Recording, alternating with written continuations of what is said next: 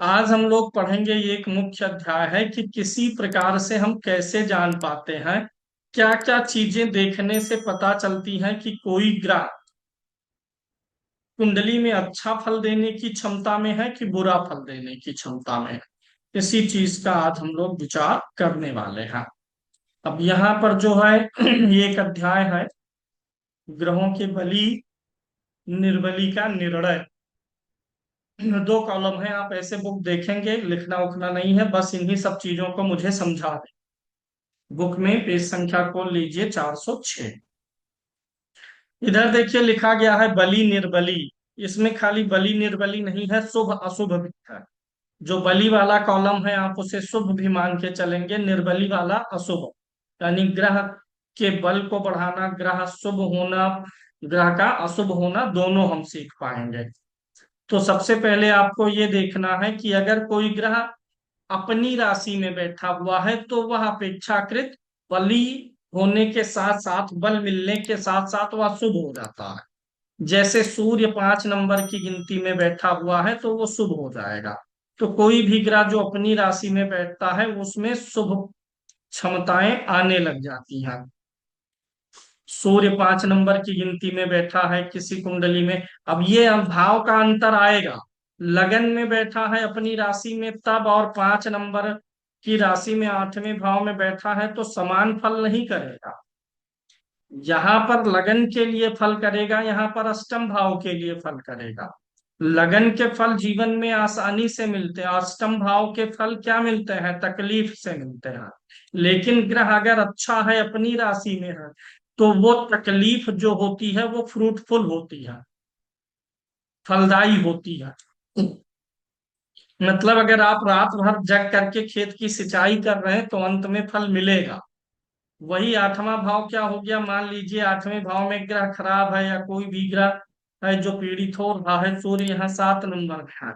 आप रात भर जग के खेत की सिंचाई किए, खाद बीज डाले, लेकिन 2 महीने बाद कुछ ऐसी घटना हुई कि पूरा फसल खराब हो गया, बाढ़ में बह गया, कुछ ऐसा हो गया। तो अगर ग्रह खराब भावों में भी है और अपनी राशि में है तो लास्ट में आपको फ्रूट मिल जाता है। संघर्ष तो होगा ही, इजी गोइंग नहीं होगा, क्योंकि जो भी ग्रह छठे भाव में जाता है उसकी ऊर्जा कहाँ जाती है, संघर्ष में, याद रखिएगा। कोई भी भाव का स्वामी 6 में, 8 में, 12 में आता है तो क्या होता है, वो ग्रह फंस जाता है।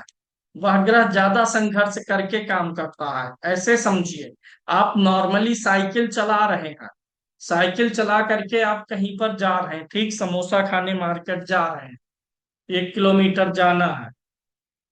तो अगर आप साइकिल से जा रहे हैं और हवा चल रही है विपरीत दिशा में, आप पूरब दिशा में जा रहे हैं और पूरब से हवा पश्चिम की तरफ जा रही है, तो साइकिल चलाने में आपको क्या करना है, एक्स्ट्रा इफर्ट करना पड़ेगा।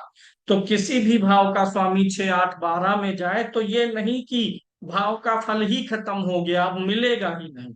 चौथे का स्वामी 8 में आ गया तो घर मिलेगा ही नहीं। मिलेगा, बड़ी जद्दोजहद के साथ मिलेगा, अधिक इफर्ट लगाना पड़ेगा, देर से मिलेगा, आसानी से होने वाला नहीं है। ऐसे 6, 8, 12 भाव को आप क्या मानेंगे, इसी समय दिमाग में भर लीजिए। प्रिडिक्शन में जब आपको कोई उदाहरण मिल जाता है, कोई गुरु जी ऐसी बात बोल दें जो दिमाग को हिट कर जाए और प्रिडिक्शन के समय याद आए तो आपको आसान हो जाता है। तो 6, 8, 12 को आप क्या मानेंगे, साइकिल की दिशा की विपरीत वाली हवा मानेंगे। तो अगर ये भाव में कोई ग्रह आएगा तो वह ग्रह जिन चीजों का कारक है, जिन भावों का स्वामी है, वह उधर बढ़ेगा, लेकिन ये भाव विपरीत हवा खींच करके उसमें परेशानी उत्पन्न करेगा, थकाएगा, संघर्ष कराएगा। ऐसे 6, 8, 12 भाव के स्वामी जहां चले जाएंगे उस भाव में भी विपरीत हवा लेकर के जाएंगे, उस भाव में भी संघर्ष होगा। दो उदाहरण हमने और दिया था इन दोनों चीजों पर, अभी पिछले 2, 3 क्लास पहले ही। जब भाव का स्वामी छठे में आएगा, जैसे चौथे का स्वामी छठे में आया, तो जो संघर्ष की स्थिति होगी वह आंतरिक होगी, वह आपके कारण आपसे जुड़ी हुई होगी। जब छठे का स्वामी चौथे में जाएगा तो बाह्य कारण होगा। यहाँ पर आपका सुख खुद आया है छठे में, ध्यान दीजिएगा। नात बात आपका खुद आपके पास आया है। कोई आपका उधार लिया है, वो खुद पैसा देने आए, दूसरी स्थिति आप उसके पास जाए लेने, तो दोनों में अंतर है। जब लगन का स्वामी आठवें में है, तो संघर्ष में जो भूमिका है, जो भी कारण बना, गलती हुई कुछ, उसमें आपकी भूमिका है, आपने गलत निर्णय लिया, गलत स्टेप उठाया। लेकिन जब आठवें का स्वामी लगन में जाएगा, तो कोई दूसरा भाव आकर के आपके शरीर पे बैठ रहा, यानी बाह्य कारण, अन्य कारण आपको प्रभावित कर रहे हैं। और जब लग्नेश खुद गया है, तो क्या हो गया, लगन माने आप जाकर के खुद फंस रहे हैं।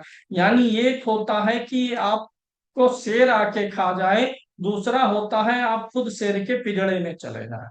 तो दोनों में होता संघर्ष ही है। लेकिन ये रोचक है जानना कि परेशानी जातक के खुद के निर्णयों के कारण से आ रहा है, कि बाह्य समस्याएं उसको परेशान कर रही हैं। जैसे बाह्य समस्याएं ऐसी हैं, कुछ पैसा आपने रखा था घर बनाने के लिए, ठीक है, चौथा भाव घर का हो गया, चतुर्थे छठे भाव में है, ठीक है, घर बनाने के लिए आपने पैसा रखा। आपने अक्सर ये प्रिडिक्शन में भी मैं बताऊंगा, जब चौथे का स्वामी छठे में जाता है, तो लोन पे घर, लोन पे गाड़ी, ये सब मिलता है। परिवार का कोई एक सदस्य बीमार भी रहता है, तो आपने घर बनाने के लिए पैसा रखा हुआ है, ठीक, इकट्ठा किए हैं, आपका चतुर्थे छठे भाव में गया हुआ है। तो अब आप घर नहीं बना पाए, आपका पैसा किसी दूसरे काम में लग गया, तो इसका मतलब यह है कि उस पैसे को आपने कहीं पर गलत तरीके से यूटिलाइज किया, नुकसान हुआ। अब मान लेते हैं कि आपके पास 15 लाख रुपए हैं, आपका चौथे का स्वामी छठे भाव में है, 15 लाख रुपए हैं, आपने सोचा मुझे घर बनवाना है, 6 महीने बाद बनवाना है, लाइए मार्केट में लगा देते हैं। ये मार्केट में आपने लगाया, 15 का 13 हो गया, घट गया और लॉस हो गया। बढ़ भी सकता है, ऐसा नहीं है। लेकिन चौथे का स्वामी छठे में है, घर बनाने के लिए रखे हैं, परेशानी अगर उसमें कुछ आएगी, तो वो कारण आप ही बनेंगे, आपका ऐसे कोई निर्णय नहीं होगा। दूसरा है कि आपका छठे का स्वामी चौथे में गया हुआ है, तब परेशानी कहीं और से आएगी, कोई बाहरी व्यक्ति आया और आपके पैसे चुरा के लेके चला गया। पैसे चुरा ले गया, आपने रखा हुआ था, सब कुछ ठीक था, अब वहां पे परेशानी का कारण इसे बाह्य कारण मान, क्योंकि आपने तो उस पैसे से कुछ गलत नहीं किया है। अब उसी को लोग किस्मत खराब होना बोल देते हैं। तो ये दो प्रकार से ये काम करेगा। तो कोई भी ग्रह अगर अपनी राशि का है, तो वो शुभ फल देने का पूरा प्रयास करेगा। अब भाव जिस प्रकार के, जिस नेचर वाले भाव में होगा, उस नेचर से फल देगा। अगर कोई ग्रह अपनी राशि में है, तो वो शुभ है, उसके अंदर बल आता है, तो इसका अपोजिट हो जाएगा नीच राशि। अगर कोई ग्रह नीच राशि में है, तो अब उसकी शुभता बहुत घट गई है। सूर्य जब 5 नंबर में है, तो आपको घर गाड़ी का सुख देगा।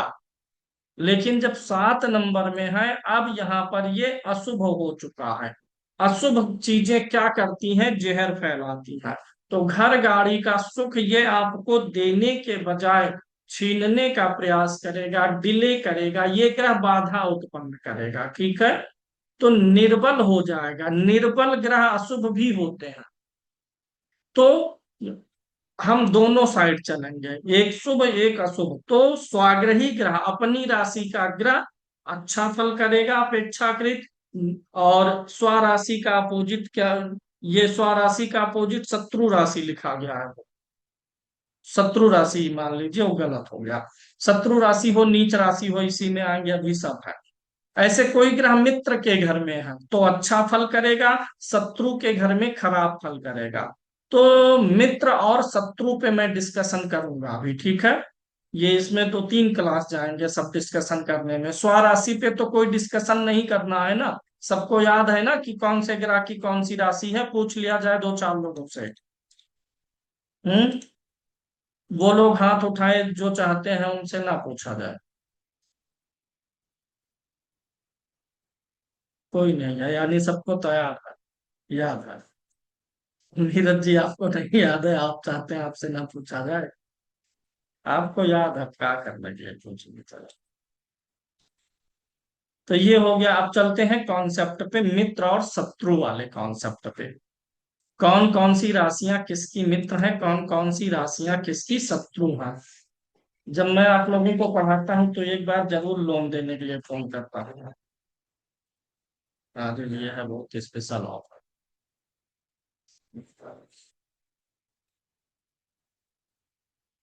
चलिए, शत्रु मित्र का कॉन्सेप्ट देखने के लिए हमें सारे ग्रहों को लिखना है, ठीक।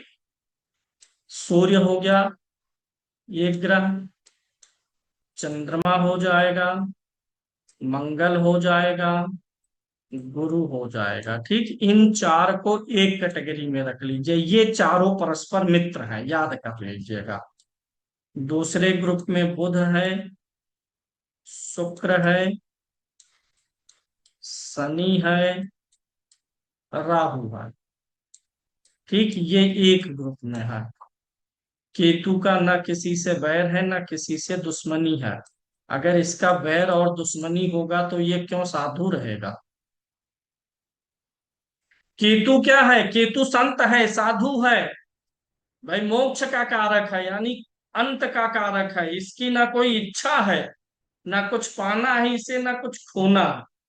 तो जो साधु है, केतु को संत कहा गया है, साधु कहा गया है। तो साधु की किसी से मित्रता और दुश्मनी नहीं होती है। परिस्थिति पे निर्भर करेगा कि ये कैसा व्यवहार करे। तो चार चार ग्रहों के दो ग्रुप हैं। आप ये जान लीजिएगा, मंगल, चंद्रमा, सूर्य, गुरु, ये एक दूसरे के मित्र हैं। जब ये एक दूसरे के घर में होंगे तो मित्र राशि में होंगे।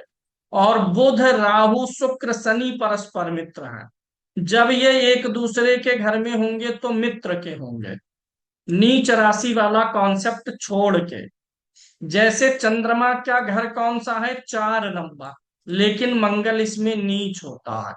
तो चंद्रमा का तो मित्र है लेकिन इस राशि में नीच हो जाता है, तो इस राशि में वो बेहतर फल नहीं करेगा।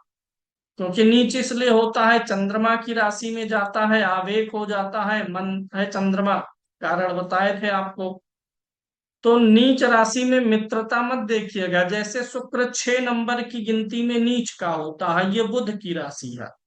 तो नीच होने पर वहां पर मित्र शत्रु नहीं, वह उसकी अपनी राशि है। ऐसा नहीं है कि 4 नंबर में मंगल है तो चंद्रमा के घर में है, अपने नीच वाले घर में है, ऐसा सोचना है। ये मंगल का नीच का घर है अपना। तो शत्रुता और मित्रता आप समझ गए, ठीक है, इसी वक्त याद कर लीजिएगा। इसमें भी कुछ शत्रुताएं बहुत जटिल होती हैं, उसी को मैं एक्सप्लेन करूंगा, ठीक है। जैसे सबसे तगड़ी शत्रुता जो है सूर्य की है, शनि की, सूर्य शनि की परस्पर तगड़ी शत्रुता है। मंगल और शनि की तगड़ी शत्रुता है। क्योंकि यहाँ पर चीजें अपोजिट हो जाती हैं, तत्व एलिमेंट अपोजिट हो जाते हैं। जैसे गुरु पहले वाले ग्रुप में था, लेकिन गुरु और बुध की कोई शत्रुता नहीं है, ये सम है। भाई बुध बुद्धि है, गुरु ज्ञान है। अगर बुद्धि और ज्ञान का संगम होगा तो कैसी शत्रुता। यानी ये शत्रुता मित्रता एलिमेंट पे चलेगा। ये सही है कि गुरु चंद्रमा मंगल सूर्य का मित्र है। मैंने आपको बताया, आपको ये याद रखना है कि कौन कौन से लोग मित्र हैं। इसका मतलब यह नहीं है क्या, पहले ग्रुप में कौन कौन से ग्रह आपके हैं, सूर्य चंद्रमा मंगल गुरु को हमने कहा इनको मित्र मानिए, लेकिन ये दूसरे ग्रुप के शत्रु हैं ये मानने को नहीं कह रहा हूं। बुध, शुक्र, शनि, राहु मित्र है परस्पर, लेकिन बुध, शुक्र, शनि, राहु में से हर ग्रह दूसरे वाले ग्रुप का शत्रु नहीं है, ठीक है। तो प्रबल शत्रुता को आपको समझ लेना है। प्रबल शत्रुता में एक होगा सूर्य शनि की, क्यों, क्योंकि ये दोनों का तत्व एकदम से अपोजिट है। नौ ग्रह मंडल में सूर्य सबसे हायर पोजीशन पे है और शनि सबसे लोअर पोजीशन पे है। पोजीशन मतलब ये सबसे हाई अथॉरिटी को रिप्रेजेंट करता है, ये सबसे निम्न स्तर पर बैठे हुए व्यक्तियों को रिप्रेजेंट करता है। ये अगर राजा है तो ये पब्लिक है, ठीक है, तो एक तो इसमें अंतर। दूसरा, सूर्य उजाला है, शनि अंधकार। शनि का स्वरूप काला बताया गया है। काला मतलब क्या होता है? अंधकार होता है। सूर्य जो है ये प्रकाश का कारक है और शनि अंधकार का कारक। तो दोनों के एलिमेंट में अंतर हो गया है। जब सूर्य शनि एक साथ कुंडली में होते हैं तो उस को एक नाम दिया जाता है अंधक। अंधक माने अंधा से बना हुआ है, अंधक। जो अंधक मतलब हो गया जो स्पष्ट ना हो, अधेरा जहां छा रहा हो। अधेरा नहीं है, नहीं तो सीधे पूरा अधेरा लिखा जाता। अंधक माने हो गया अधेरा फैलाने वाला। जैसे धावक, धावक माने क्या होता है? का जोड़ करके क्या बनता है? उस काम को करने वाला, करता। धावक माने दौड़ने वाला। अंधक माने अधेरा फैलाने वाला। यानी तमराज किल्बिश एक्टिवेट हो जाते हैं कुंडली में जब सूर्य और शनि एक साथ होते हैं। तो आप तमराज किल्बिश को याद रख पाएंगे, शक्तिमान आप लोगों ने देखा सुना है। तो इन दोनों के अपोजिट हो जाते हैं गुणधर्म, इसलिए ये शत्रु हैं। सूर्य प्रकाश फैलाएगा, शनि डार्कनेस करेगा। दोनों वैसे भी शत्रु हैं, पौराणिक कथाओं के अनुसार भी सूर्य शनि शत्रु हैं। तो यहाँ पर जो है ये प्रबल शत्रु हैं। ग्रहों की शत्रुता का मतलब क्या होता है? ग्रहों की शत्रुता का मतलब यह है, मित्रता उसे बोलेंगे जैसे चीनी को पानी में आपने मिलाया तो चीनी पानी में घुल गई। यानी एक ने दूसरे को अपना अस्तित्व दे दिया, ये मित्रता। दोनों घुल मिल गए। शत्रुता क्या है? आप तेल और पानी को मिलाइए, मिलते हैं दोनों। तेल अलग अपना चमकता रहता है, पानी पे पौड़ेगा, और पानी अलग। तो शत्रुता और मित्रता का अर्थ है जब गुण धर्म समान होते हैं तो वो दोनों चीजें एक दूसरे में मिल जाती हैं, एक दूसरे को डाइजेस्ट कर पाती हैं।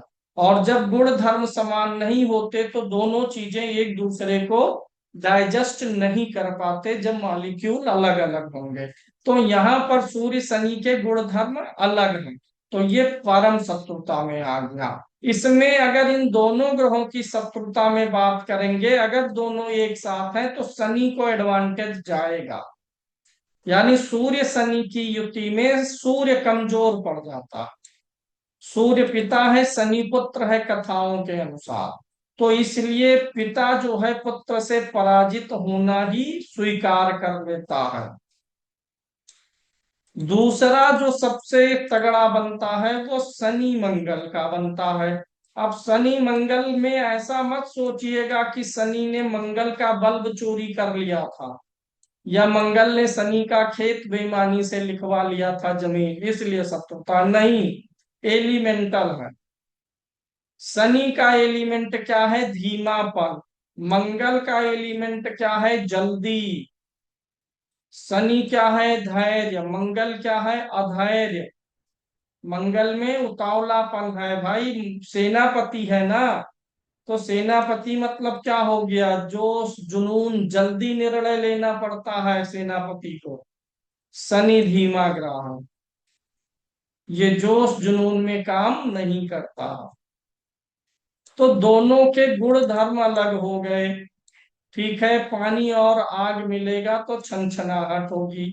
तो शनि चाहेगा धीमा चलो, मंगल कहेगा नहीं जोर चलो, तेज चलो, तो दोनों में टकराव होगा। तो जिस भाव में होंगे उस भाव का फल कभी इधर खिंचेगा कभी उधर खिंचेगा।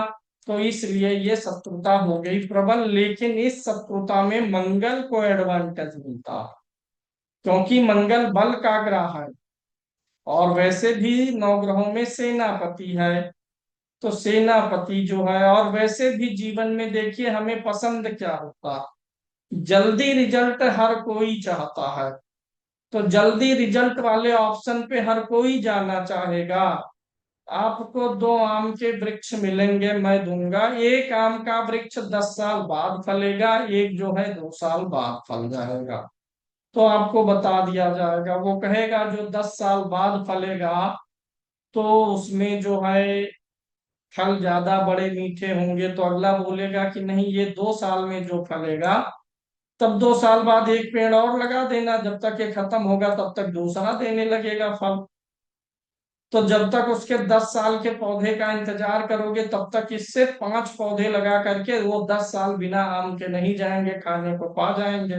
तो मंगल ऐसे काम करता है, और हर व्यक्ति को जल्दी रिजल्ट चाहिए। तो इसलिए इस युति में मंगल को एडवांटेज है, यानी मंगल शनि की युति रहेगी तो शनि के कारकत्व पीड़ित होंगे। शनि सूर्य की युति होगी तो सूर्य के कारकत्व, सूर्य का कारकत्व क्या है? जब दो ग्रह एक साथ होते हैं तो वो मिलते हैं आपस में, उनके गुणधर्म, या तो दोनों एक दूसरे में मिल जाएंगे, नहीं मिलेंगे तो एक दूसरे को जो है पीड़ित करेगा। जैसे तेल और पानी मिलाए, तो पानी का कहा कि हम तेल ने कहा हम पानी में नहीं मिलेंगे, पानी के कुछ नीचे तेल जाएगा, कुछ ऊपर आता है, कुछ तेल के वो उस पे निर्भर करता है कौन सा तेल है, कुछ तेल पानी के ऊपर तैरेंगे, यानी वहां पर तेल विजयी हो गया, पानी को दबा दिया। तो सूर्य शनि की युति में सूर्य का जो कारकत्व है क्या है? प्रकाश है। आपके जीवन में प्रकाश की कमी हो जाएगी। प्रकाश की तुलना किससे की जाती है? ज्ञान से। चीजों को देख पाने का नजरिया आपका कमजोर हो जाए। सूर्य ही हमें नजरिया देता है भैया, चीजों को आप कैसा देखेंगे। जब प्रकाश होता है, उजाला होता है, तभी आप किसी चीज को देख करके एक दृष्टिकोण बना पाते हो ना। कमरा साफ है गंदा है कैसे पता चला? देख के। तो सूर्य हमें दृष्टिकोण देगा, तो वो आपका दृष्टिकोण लेना कमजोर हो जाएगा। किसी चीज पे आपको एक व्यू लेना रहे, व्यू मतलब एक निर्णय लेना रहे कि अगर ये है तो मैं क्या समझूं, तो क्या समझूं, ये वाला फैक्टर कमजोर हो जाता है सूर्य शनि की युति में। सूर्य आंखें हैं, आंखों में परेशानी होगी। सूर्य शरीर की हड्डी है, कैल्शियम की कमी होगी आप में। सूर्य आपका दिल है, हार्ट है, उसमें परेशानी, कोलेस्ट्रॉल बढ़ना। सूर्य शनि की युति अगर कुलदीप जी ज्यादा पीड़ित हो जाए, मान लीजिए नीच के सूर्य के साथ शनि है, मरेगा आदमी हार्ट अटैक ऐसे हो। तो सूर्य और शनि की युति में सूर्य के जो जो विचारणीय चीजें हैं वो पीड़ित होंगी। दूसरी चीज, सूर्य जो है, सूर्य शनि की युति में, सूर्य पिता है शनि पुत्र है, दोनों में मतभेद है। तो जब भी सूर्य के साथ शनि होता है या शनि सूर्य को देखता है, तो पिता को परेशानी सेहत की भी देता है अपनी दशा में, और पिता पुत्र में मतभेद भी होते हैं। दोनों लोगों का किसी भी चीज के प्रति नजरिया अलग हो जाना ही मतभेद का कारण होता है। और अभी हमने बताया कि सूर्य क्या देता है? दृष्टिकोण देता है, नजरिया देता है। शनि जब इसके साथ होगा तो किसी भी चीज को आप अलग नजरिए से देखोगे, पिता अलग नजरिए से देखेगा, और तब मतभेद होगा। सबसे ज्यादा कब होगा? जब तक आप और पिता ज्यादा क्लोज हैं, मतलब जब तक आपके फैसले पिता पे ज्यादा न, बाद में तो हल्का हो जाए। जब आप अपनी आजीविका खुद चलाते हैं, ठीक है, अब बड़े हो गए, तो पिता उतना दखल नहीं देता। तो यानी कॉलेज टाइम तक जब तक आप आत्मनिर्भर नहीं होते तब तक ये चीज ज्यादा दिखती है। तो किसी के सूर्य शनि की युति में आप ये चीज बोल सकते हैं कि जब तक आपने अपना सामाजिक जीवन नहीं शुरू किया था तब तक पिता से ज्यादा मतभेद होते थे। अन्य ग्रहों पर चलते हैं, तो ये दो प्रबल शत्रुता हो गई आपकी। अगला ग्रह जो आपका है, सूर्य की शत्रुता मानी जाती है शुक्र से भी, राहु से भी। अच्छा, राहु सूर्य चंद्रमा मंगल गुरु इन चारों का शत्रु है, ये जाने रहिएगा। राहु सूर्य के साथ शत्रु है, चंद्रमा के साथ है, मंगल के साथ है। क्यों? राहु है भैया ग्रहण, राहु का कंप्लीट कर देते हैं। बुध शनि के साथ भी ये गड़बड़ी उत्पन्न करता है। राहु ऐसा है ना, जिसके साथ बैठता है वहां पर गड़बड़ी, क्योंकि राहु जिसके साथ होता है उस पे पर्दा डाल देता है। राहु से ही तो ग्रहण लगता है। राहु पर्दा डाल देता है, राहु भ्रम का ग्रह है। तो व्यक्ति जिस ग्रह के साथ होगा ना, उस ग्रह को भ्रमित कर देगा।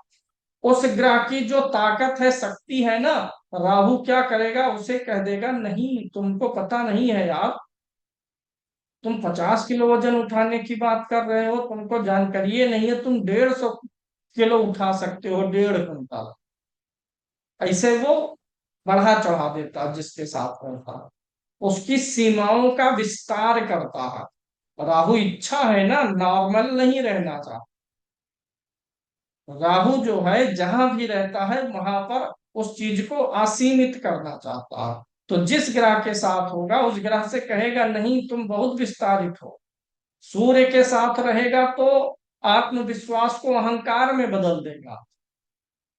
कहेगा यार तुम इतने बड़े राजा हो, 9 ग्रहों के राजा हो, और तुम ऐसा व्यवहार करते हो, सबको डांटा माटा करो, तब पता चलेगा राजा हो। और उसी डांटने से क्या शुरू हो जाएगा, अहंकार आपका विलक्षित हो जाएगा। चंद्रमा को कहेगा भैया तुम मन हो, और तुम किस दुनिया में पड़े हुए हो, मन का काम है सोचना, और तुम कुछ सोचते ही नहीं हो, हमेशा सोचा। चंद्रमा को कहेगा हमेशा सोचो। चंद्रमा मन है, मन का काम सोचना, विचार करना, चिंतन करना है। राहु किसी भी चीज को उसकी सामान्य सीमा से बाहर करता है। राहु के उसमें भी हमने आपको बताया था ना, अर्धकायम महावीर्यम चंद्रादित्य विमर्दनम। महावीरवान वो है जो सीमा से बाहर जाकर के काम करे, वो महाबलशाली है। तो चंद्रमा को कहेगा नहीं, ये छोटा मोटा नॉर्मल थिंकिंग तो यार सब करते हैं, मैं तुम्हारे साथ हूँ, ओवर थिंकिंग करो। तो उसी से ओवर थिंकिंग और तनाव होने लग जाता है। मंगल से कहेगा यार तुम्हारे पास ना इतनी ताकत है, एक नहीं दो चार विपक्षी सेना एक बार हमला करेगी ना, जीत जाओ। तुमको खुद नहीं पता है तुम्हारा बल क्या है उसको। तो ऐसे में क्या होगा, मंगल के साथ अंगारक इसीलिए बोलते हैं। एक तो मंगल पहले से सेनापति लाल आंखों वाला है, राहु उसे कहेगा और लाल आंखें करो, जीभ भी निकालो, एकदम रौद्र रूप हो जाओ। आग में घी डालने का काम करता है। मंगल आग है, उसको उसकी, एक तो वो वैसे उपग्रह बलशाली है, ऊर्जा का कारक है। उसको कहेगा कि तुम 240 वोल्ट का करंट बन के क्यों घर में जाओ। बल्ब जलता है, लाइट हो जाती है, एक बार ऐसा करो 240 बनने का बजाय 11,000 बन के चले जाओ। इतना प्रकाश हो जाए घर में कि वो 10 12 20 दिन महीने भर चले, तो 11,000 बन के आ जाएगा, सब जल भुन जाएगा। तो राहु अगले को उकसाता है, लेकिन उस उकसाने का फायदा भी है। भाई कुछ जगह उकसाने से क्या होगा, उकसाने से वो कौन सा पिक्चर था, अरे ठुकरा के मेरा प्यार मेरा इंतकाम देखेगी। तो वहां पे उसको पिक्चर की बात है, वास्तविक जो दुनिया में नहीं है, नहीं तो चल जाइए आईएएस की तैयारी कर लो सब लोग। तो वहां पे उस उकसावे से वो आईएएस बन गया। तो राहु वही है, तो कभी कभी अच्छा भी होगा। हिरेन जी, ऐसे जब नई उम्र में बच्चे रहते हैं कॉलेज स्कूल में, उनका प्यार ठुकराया जाता है, तो बहुत बार ऐसे फिल्में देख करके वो लड़के सोचते हैं अब हम भी ऐसा करेंगे। हम भी एक बार सोचे थे कॉलेज लाइफ में, पिक्चर उच्चर देखे थे, तो फिर हम, हमको तो कोई वैसे भी नहीं पसंद करता था। सब लोग फंसों में हो जाता है बहुत से लोगों में। तो हम भी एक बार ऐसा कुछ हुआ था, तो हम कहे थे अब हम जो है बहुत बड़े कलेक्टर बन जाएंगे। फिर उसके बाद इस लड़की को नहीं, पूरा क्लास हमको देखेगा। आज ऐसी स्थिति है, जो इंटर कॉलेज वाले फ्रेंड थे ना, किसी की किसी से कोई ना बातचीत है ना मुलाकात है, कोई कहाँ है क्या है कोई अता पता नहीं है, किसको दिखा दिया जाए। तो राहु जो है अच्छा भी दे देगा, कब देगा इसका कारण समझ लीजिए। संदीप जी बहुत खुश हुए हैं, हमको लगता है इनका अनुभव है। आज श्रीमती जी को जवाब देंगे वे। तो अच्छा कब दे देगा, अगर ये एक अच्छा टीचर है, मान लीजिए, ठीक, टीचर माने बृहस्पति अच्छा, अगर आप उसे प्रोवोक करोगे तो वो क्या करेगा, और अच्छा कर देगा काम, क्योंकि उसके अंदर अच्छाई है। एक बुरा व्यक्ति है, उसे आप अगर प्रोवोक करोगे, लिख लीजिए वहीं पर, राहु किसी ग्रह के साथ होकर के उसे क्या करता है, प्रोवोक करता है। प्रोवोक मतलब भड़काना, नॉर्मल व्यवहार से अलग व्यवहार करने के लिए उकसाने को प्रोवोक करना कहते हैं। अगर बृहस्पति अच्छा हो गया तो राहु प्रवोक जब करेगा तो बृहस्पति और ज्यादा ज्ञान दे देगा आपको। भाई उसका काम ज्ञान देना है, तो वो और ज्ञान दे देगा, 1 घंटे के बजाय 2 घंटे पढ़ा देगा, आप भले उब जाए। यानी जिस ग्रह के साथ राहु है, अगर वह ग्रह अच्छा है तो प्रवोक करना अच्छा रिजल्ट दे सकता है। उच्च के बुध के साथ राहु है, बुध को प्रवोक करेगा। बुध क्या है, दिमाग लगाना, तर्क निकालना, किसी भी चीज का निष्कर्ष निकालना। राहु बैठा है, क्या गुणा गणित कर रहे हैं, ऐसा तो सब कर लेते हैं आप, ऐसा गुणा गणित कर रहे हो तो कहाँ अलग किया। बुध अच्छा है अगर, अब वो विश्लेषण जो करके देगा वो अद्वितीय हो जाएगा, बहुत बढ़िया। पढ़ने वाले की आंखें फटेंगी, देख भैया बड़ा टाइम दे करके ये निचोड़ निकाला हुआ। वही बुध खराब है भाई, कोई खराब टीचर है पढ़ा रहा है या कुछ भी है, खराब सब्जी है, आप उसको थोड़ा सा खाएं। अब आपको कोई प्रोवोक करे, उसको ज्यादा खा लेंगे तो और ज्यादा नुकसान करेगा ना। फायदे वाली चीज है, कोई जूस है मौसम्मी का, प्रोवोक किया, 1 गिलास तो हर कोई पी लेता, 2 गिलास पी लिया वो और ही फायदा करेगा। तो ये निर्भर करेगा जिस ग्रह के साथ राहु है वो अच्छा है कि बुरा। अगर वो अच्छा है तो प्रोकेशन अच्छा हो जाएगा, उसको प्रोवोक करना अच्छा रिजल्ट दे सकता। थोड़ी सी आपकी परेशानियां बढ़ेंगी, इफेक्ट बढ़ जाएगा ना रिजल्ट बढ़ने में। तो राहु जब रिजल्ट बढ़ा देगा तो यहाँ पे इफेक्ट भी बढ़ा देगा। तो राहु की सबके साथ शत्रुता मान के चलते हैं, आमतौर पे सूर्य के साथ होकर के सूर्य के प्रकाश को ढक देता। सूर्य प्रकाश का ग्रह है, हालांकि इन सब पे अलग है, लेकिन मैं शत्रुता में फंस गया हूं। तो कारण बताने के चक्कर में ये हो रहा है, जैसे ग्रहों की युति दोष ये सब का अलग क्लास है। तो सूर्य राहु के साथ में इसलिए शत्रुता है क्योंकि ये इसको, यह कैसा राजा है उससे भ्रमित कर देता है, चंद्रमा को भ्रमित कर देता है, मन को ओवर थिंकर बना देगा। मंगल को क्या बना देगा, मंगल सेनापति है, ठीक है, तो ये मैं क्या करता है, पुरुषार्थ, पुरुषार्थ को ज्यादा बढ़ा देगा, जहां जितनी मेहनत नहीं चाहिए उससे ज्यादा मेहनत लगवा देगा। तो गुरु को ज्ञान में भ्रमित कर देगा, ठीक। गुरु मतलब इसका एक नुकसान ये होता है कि व्यक्ति अपने आप को इम्प्रूव नहीं करता है। जैसे गुरु ज्ञान है, अब गुरु के साथ राहु आ गया और राहु उससे कहेगा अरे यार तुम बहुत ज्ञानी हो, इतना ज्ञानी तो कोई है ही नहीं, तुम बहुत ज्ञानी हो, इतना ज्ञानी कोई है ही नहीं। गुरु को क्या धीरे धीरे विश्वास हो जाएगा, अब तो मुझे पढ़ने की जरूरत ही नहीं है, नया सीखना ही नहीं है, हम तो बहुत ज्ञानी है। ये हो जाएगा कि नहीं। किसी से कोई कहने लग जाए अभी, बीवियां कहने लग जाए हस्बैंड से तुम बहुत अच्छे हो, बहुत अच्छे हो, बहुत अच्छे हो, तब उनको पता है कि तब ये बिगड़ जाएंगे। ऐसे जब गलत कहते रहेंगे, कमी बताते रहेंगे तो इम्प्रूव करते रहेंगे धीरे धीरे, और जब कह देंगे जिस दिन की अब तुम एकदम अच्छे हो, परफेक्ट हो, तो उसी दिन से ये बिगड़ने लग जाएंगे। तो ये राहु मंगल को कह कह करके कि तुम बहुत बलवान हो, बहुत बलवान हो, उसको काजू बादाम खाने से रोक देगा कि अब इतना बलवान है अब क्या करने के लिए खाए। गुरु को कहेगा पढ़ने की क्या जरूरत, बहुत ज्ञानी हो चुके हो।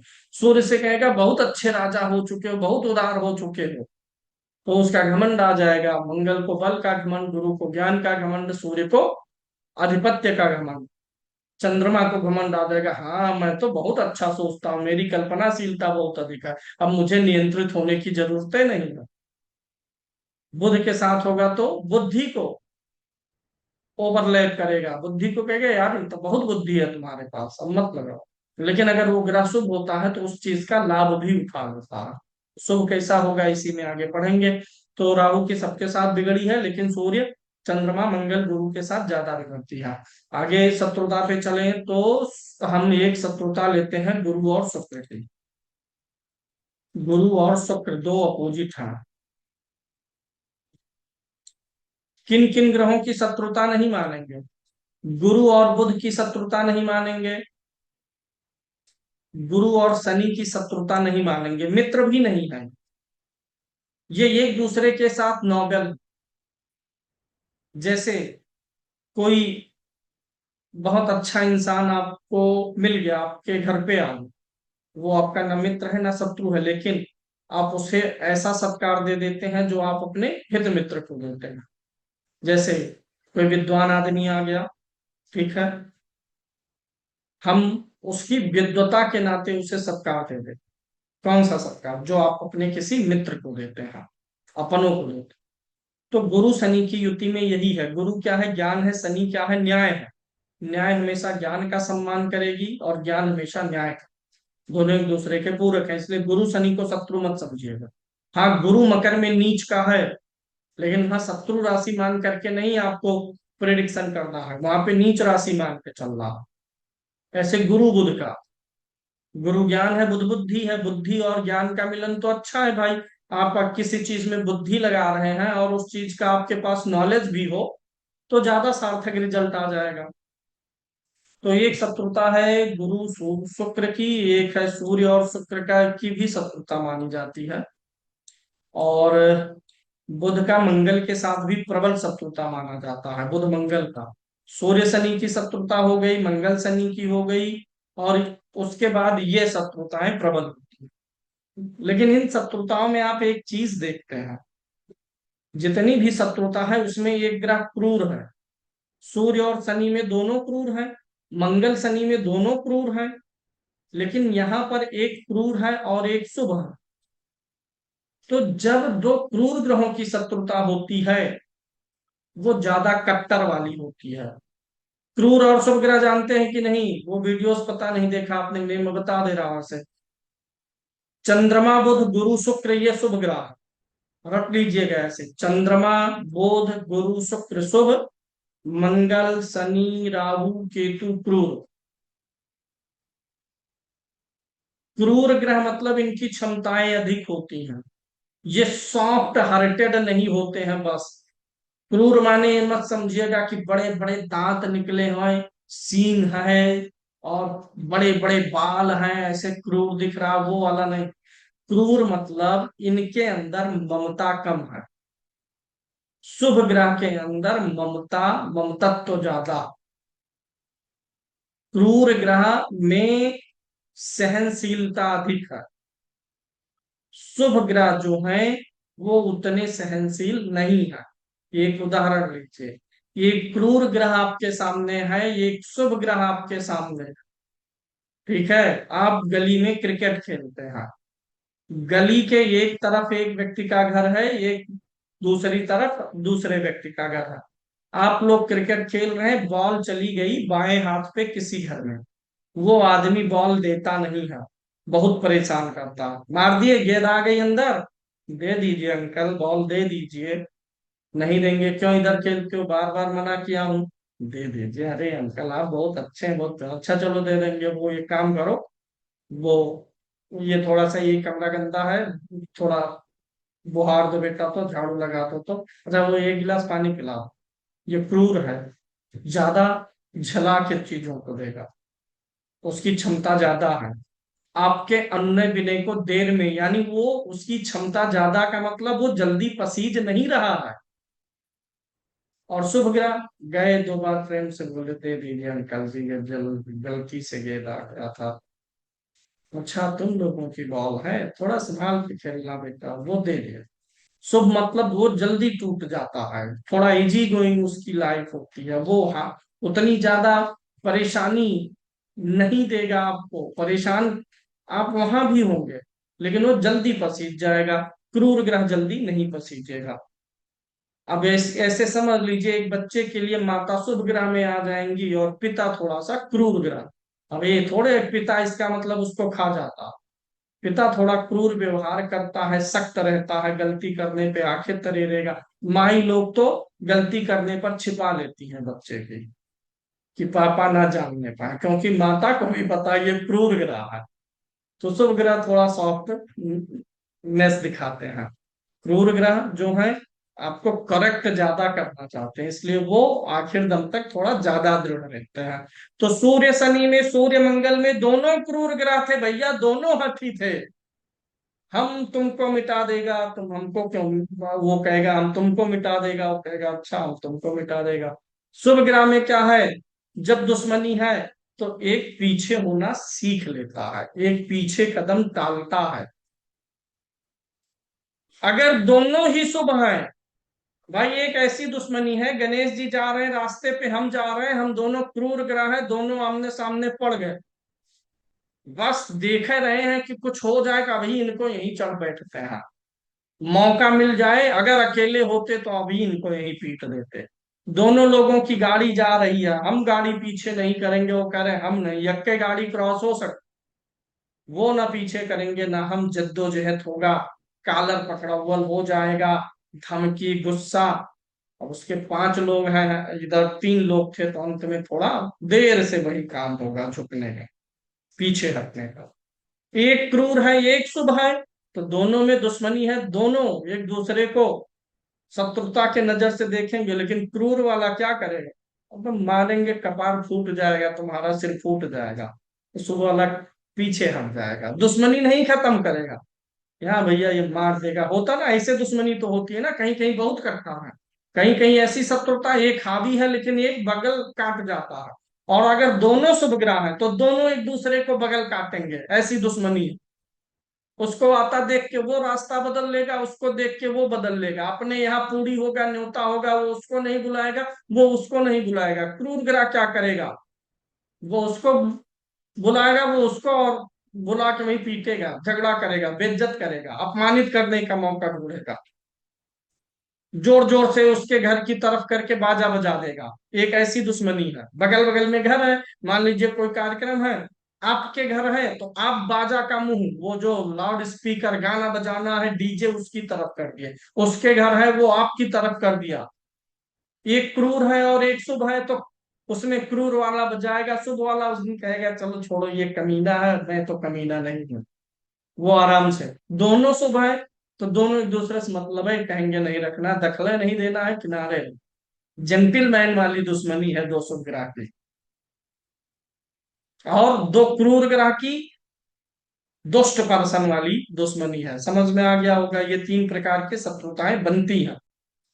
अब अगर इसमें गुरु शुक्र की शत्रुता की बात करें, अगर गुरु शुक्र की राशि में होगा, शुक्र गुरु की राशि में होगा, तो उसे शत्रु राशि मानेंगे। सूर्य शनि के हो, शनि सूर्य के हो, तो शत्रु राशि में है। गुरु और शुक्र की शत्रुता क्या करती है, गुरु क्या है, गुरु आपके जीवन को ज्ञान देना चाहता है। गुरु की प्रायोरिटी है भोग विलास नहीं, गुरु की प्रायोरिटी है ज्ञान और विस्तार। गुरु कहता है पैसा है तो जमीन खरीद लो, गुरु कहता है पैसा है सोना खरीद लो, गुरु कहता है पैसा है तो कुछ ऐसी जगह लगा दो जहां तुम्हारे भविष्य के लिए अच्छा हो जाए। पैसा है एस्ट्रोलॉजी सीख लो, पैसा है डिजिटल मार्केटिंग सीख लो, कुछ सीखने पर लगा दो, कुछ ऐसा करो जिससे तुम्हारे अंदर कुछ हुनर आ जाए, कुछ सीख लो, तुम्हारा विस्तार हो, तुम्हारी प्रॉपर्टी का विस्तार हो, तुम्हारे व्यक्तित्व का विस्तार हो, घर का विस्तार हो। ये बृहस्पति संरक्षण का ग्रह है। अगर बृहस्पति के कारण से आपको जमीन मिला, तो क्या जमीन से संरक्षण नहीं मिलता है, एक सुरक्षा की भावना आती है ना कि अब एक प्रॉपर्टी और। तो गुरु और शुक्र की शत्रुता ऐसी है, गुरु उसी चीज को आपके जीवन में संरक्षित और विस्तारित करेगा। शुक्र कहेगा यार अभी मौज जिंदगी में कहाँ किए हैं, 15 लाख की चलते हैं, गाड़ी लेते हैं और पार्टी सार्टी करेंगे, घूमेंगे, 4 लोगों को बैठाएंगे और निकल जाएंगे, गोवा निकल जाएंगे, यहाँ निकल जाएंगे, वहां खर्चा दोनों करेंगे। लेकिन शुक्र कहेगा कि ऐश कर लो, भोग कर लो। गुरु कहेगा नहीं, ऐश भोग करने के बजाय ऐसी जगह कर दो जहां पर विस्तार हो जाए, जीवन संरक्षित हो जाए। तो ये शत्रुता है। तो एक दूसरे की राशि में जाएंगे तो गड़बड़ होगा। दूसरे नजर से समझ लीजिए, गुरु कहेगा कि पढ़ना है तो आप कोई अच्छी बुक पढ़ लीजिए, रामायण उठा लीजिए, ज्योतिष पढ़ लीजिए, कोई बढ़िया नॉवेल पढ़ लीजिए, ज्ञान वाली चीज, गुरु ज्ञान है, ज्ञान वाली चीज पढ़िए। शुक्र कहेगा नहीं, वो फिल्म वाली मैगजीन उठाओ जिसमें बढ़िया बढ़िया मनोरंजक कहानियां लिखी हैं। तो ये भी अंतर है। टीवी चल रहा है कमरे में, दो लोग बैठे हैं, बृहस्पति और शुक्र बैठे हैं। बृहस्पति कहेगा भैया जरा भजन लगा दो, कथा लगा दो, कुछ गणित विज्ञान की चीज लगा दो जिससे थोड़ा सा ज्ञान मिले। शुक्र कहेगा नहीं, आज ब्लू है, पानी पानी सुनेंगे, आज गाना सुनेंगे। तो दोनों के नेचर में यही अंतर है। जब ये दोनों एक साथ होते हैं तो ये एक दूसरे से लड़ते नहीं है, रास्ता निकाल काटेंगे, एक दूसरे से अलग होंगे। क्योंकि ये दोनों शुभ है ना, जेंटलमैन वाली दुश्मनी है दोनों में। एक कमरे में दोनों बैठे हैं, टीवी एक है, तो शुक्र नहीं कहेगा रिमोट मुझे दो, गुरु ये नहीं कहेगा रिमोट मुझे दो। दोनों ही कहेंगे करकट से अच्छा है बंद करो, इसके मुंह कौन लगे। क्योंकि दोनों ही शुभ है इसलिए। तो जब वो टीवी ही नहीं चलेगी तो फिर आदमी क्या करेगा, ना झगड़ा होगा ना कला, बारी बारी दोनों चीजें मिल जाती हैं। यानी इस दुश्मनी में जातक को लाभ भी है। भाई गुरु अपना ज्ञान भी देगा, शुक्र अपना भोग भी देगा।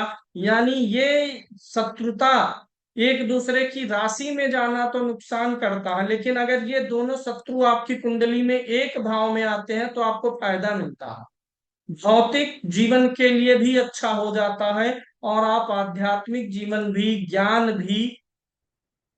और गुरु क्या है, गुरु ईश्वरीय कृपा है, गुरु गुरु की कृपा है, ज्ञान की कृपा है, देवी देवताओं की कृपा है, वो भी मिलता है। और शुक्र क्या है, भोग है, विलास है, लग्जरी है। यानी आप जो है अच्छी अच्छी जगहों पर, रेस्टोरेंट में बढ़िया खाना भी खाने को पाते हैं और भजन सुनने भी चले जाते हैं, दोनों चीजें आप करते हैं। तो युति तो बढ़िया चलती है दोनों की, सिर्फ राशि नहीं। अच्छा, जैसे गुरु शुक्र की राशि तुला में आ गया, तो अब तुला क्या है, भोग है और गुरु ज्ञान है। अब यहाँ पे संघर्ष हो जाता है। तो ये शत्रुता आप समझ ले। दूसरा समझ लेते हैं सूर्य और शुक्र की। सूर्य और शुक्र की शत्रुता कैसे काम करेगी। सूर्य क्या है, राजा है। सूर्य क्या है, राजा है, और शुक्र क्या है, भोग है। राजा का भोगी होना बिल्कुल नहीं ठीक है। अगर राजा भोगी हो जाएगा तो प्रजा की समस्याओं पर, लोगों की समस्याओं पर उसका ध्यान नहीं जाएगा। तो राजा का भोगी होना गड़बड़ होता है, कि वो हमेशा जो है, कल्पना करिए जैसे टीवी सीरियल में देखे हम, वो सभा लगी है और राजा मदिरा पान किया है, आगे नृत्य चल रहा है, सब कोई फरियादी आ गया तो उसे कहेगा भाग भाग भाग भाग, अभी आके डिस्टर्ब कर दिया, इतना बढ़िया संगीत चल रहा था, कल आना परसों आना। तो समस्याएं और बढ़ती चली जाएंगी। तो राजा को भोगी नहीं होना चाहिए, तो इसीलिए यह शुक्र की राशि में ही नीच का होता है। और अगर सूर्य को देखें तो सूर्य क्या है, आपकी आत्मा है। सूर्य को आत्मा का कारक कहा गया है। सूर्य आपका दृष्टिकोण है, अभी हमने बताया। हर चीज को भोग के दृष्टिकोण से देखना सही है कि गलत। हर चीज को भोग के दृष्टिकोण से देखना गलत है। आत्मा का भोग में हमेशा संलिप्त रहना गलत है, इसलिए सूर्य शुक्र की युति गड़बड़ हो जाती है। अब इसमें होगा क्या, हर युति में ये एक चीज हमें ध्यान देना है कि उसमें से एक का प्रभाव दूसरे पर अधिक जाता है। जैसे मेष राशि में सूर्य और शुक्र की युति है, तो सूर्य बलवान हो गया कि नहीं हो गया। सूर्य माने आत्मा बलवान हो गई, राजा बलवान हो गया। अब शुक्र उसे डगमगा नहीं पाएगा। भोग का असर रहेगा लेकिन संयमित रहेगा। यही 7 नंबर में हो गया। तो शुक्र अपने घर में है, राजा नीच के घर में है। अब तो शुक्र इसके ऊपर खूब हावी हो जाएगा भैया। राजा उसके घर में जाकर के भोग विलास कर रहा, वो नहीं आया है राजा के पास, अब तो ज्यादा करता।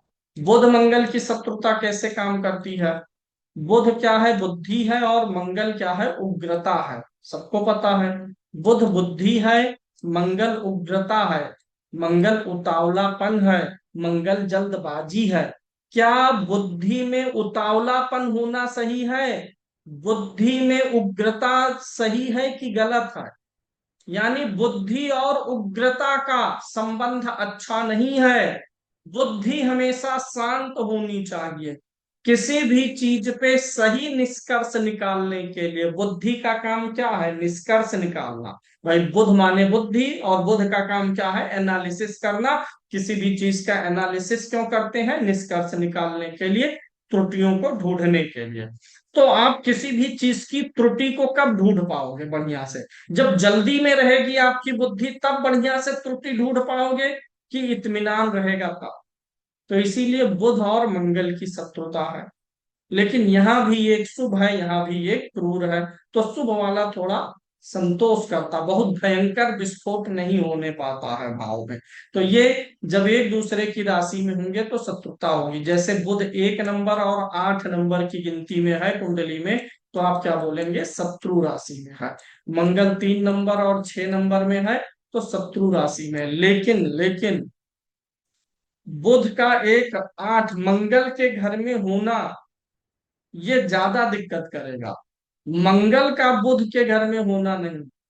क्योंकि अभी हमने बताया था कठोर ग्रहों की क्षमताएं अधिक होती हैं। तो भले ये शत्रु राशि में है, इसकी क्षमता अधिक है, तो ये उतनी जल्दी प्रभावित नहीं होने वाला। जबकि ये शुभ ग्रह है, ये जल्दी प्रभावित हो जाएगा। तो पहला सूत्र आपका था कि अगर कोई ग्रह अपनी राशि में है, स्व राशि में है, तो आप उसे बलवान मान के चलिए। आप उसे क्या मान के चलिए? कि वह ग्रह शुभ है, अच्छा फल देगा। इसका अपोजिट आपका क्या था? शत्रु राशि का ग्रह था। इसी प्रकार से अब मित्र वाला भी आप समझ चुके हैं। मित्र, शत्रु और स्वराशि, ये 3 कॉन्सेप्ट आपके क्लियर हैं। अगले क्लास से हम उच्च और नीच वाले कॉन्सेप्ट पे, ये यही पूरा फलित का सिद्धांत यही है। आप लोगों के दिमाग में बहुत बार आता है, आप लोग पूछते हैं ना कैसे पता चला कि सूर्य खराब फल देगा कि अच्छा? यही सारे पैरामीटर हैं ये पता करने के। इसमें से जितने अच्छे वाले पैरामीटर लगेंगे, वह ग्रह उतना ही अच्छा हो जाएगा पीके नाथ जी। और जितने खराब पैरामीटर लगेंगे, वह ग्रह उतना ही खराब होता चला जाएगा। जैसे एक उदाहरण, एक ग्रह नीच राशि में है तो खराब फल देगा। अब वह नीच राशि में होने के साथ साथ अस्त भी हो गया, तो अब और खराब। नीच तो पहले से था, अस्त भी है, अब उसके ऊपर शत्रु की दृष्टि आ गई, अब और खराब हो गया, पीड़ित हो गया। तो ऐसे अच्छे या बुरे की मात्रा बढ़ती है। जैसे कोई ग्रह उच्च का हो, जैसे चंद्रमा, और वह शुक्ल पक्ष का भी हो, और भी अच्छा। उसके ऊपर किसी मित्र की दृष्टि हो, और भी अच्छा। तो अच्छाइयां ऐसे बढ़ सकती हैं और बुराइयां भी बढ़ सकती हैं। तो हम पैरामीटर चेक करते हैं कैसे क्या। जैसे चंद्रमा से आप तनाव देखते हैं, किसी व्यक्ति को तनाव कैसे होगा? चंद्रमा से। खाली किसी का चंद्रमा नीच का है, एक पैरामीटर खाली है, तो हल्के में बोलना है भैया, आपको कभी कभी तनाव टेंशन होगा। अब वो चंद्रमा नीच का भी है, अस्त भी है, अब बढ़ाइए लेवल। अब जान जाइए गाड़ी दूसरे गियर पे चल रही है, अक्सर आपको तनाव टेंशन हो जाएगा, छोटी छोटी बातें आपके दिल को हिट कर जाएंगे। और बढ़ाइए लेवल, अब उस चंद्रमा को किसी शत्रु की दृष्टि पड़ गई, क्रूर ग्रह की दृष्टि पड़ गई, भैया आप हमेशा तनाव चिंता में रहते हैं, ओवर थिंकिंग बहुत बढ़ चुकी है। और एक पैरामीटर लगाइए, वो चंद्रमा विष्णुमांश में है, पागल हो रहे हैं आप, वो इंसान पागल होगा, विक्षेपित होगा, बहुत हाइपर टेंशन वाली एक्टिविटी होगी, और पीड़ित। तो बेकार है जिंदगी, ये बेकार है। और पीड़ित होता जाएगा, तो इसका मतलब तनाव का लेवल बहुत बढ़ चुका है। हो सकता है बचपन से ही उसको मेंटल प्रॉब्लम हो, सोचने वाली प्रॉब्लम हो। एक चीज नोट करिएगा, अगर कोई ऐसी कुंडली आती है और ऐसा विषय आ रहा है आपके पास में कि गुरु जी इस बालक का जो है, ये बालक बोल नहीं पा रहा है, हाथ पैर सही से नहीं चल रहा है, मतलब समय बढ़ता गया, उम्र होती गई, साल 2 साल 4 साल 5 साल का हुआ, अगर डेवलपमेंट अच्छा नहीं चल रहा है फिजिकल, जन्म के बाद से ही समय से, तो चंद्रमा को जरूर देखिएगा, क्योंकि कहीं ना कहीं तब उसकी मानसिक स्थिति सही नहीं है, मानसिक विकास सही नहीं है। जब तक मानसिक विकास नहीं सही होगा ना, वह बालक सही से, जीभ उसके पास है, उस बालक के पास जीभ था, दांत जम गई, होंठ है, सब है, लेकिन बोल नहीं पा रहा, 5 साल हो गया, 7 साल हो गया, नहीं आवाज, इसका मतलब बोलने वाली कला नहीं विकसित हो पाई। वो जो मानसिक विकास होना था, शारीरिक विकास तो हो रहा, लेकिन मानसिक विकास में चंद्रमा को देख लेना, बहुत सारे बच्चे जन्म के समय उनका मस्तिष्क ज्यादा दब जाता है। हाँ, नसें वगैरह कोई दब जाती हैं, वो समय नहीं पता चलता, क्योंकि वो बालक है, उस तो बताएगा नहीं, ये मम्मी हम हमारा सिर दब गया था, ये हमारा कनपटी का नस जो है प्रेशर में आ गया है। वो तो जब बड़ा होगा तब नहीं बोलेगा, तब आप डॉक्टर को दिखाएंगे, तब डॉक्टर बताएगा इसका थोड़ा सा मानसिक इशू है। तो चंद्रमा को ऐसी स्थिति में देखना होता है, मेन बात ये है बताना। चलिए, फिर मिलेंगे अगले क्लास में, और ये विषय आप अध्ययन भी करेंगे, वैसे इस पे वीडियोज है, देख लेना चाहिए आप लोगों को।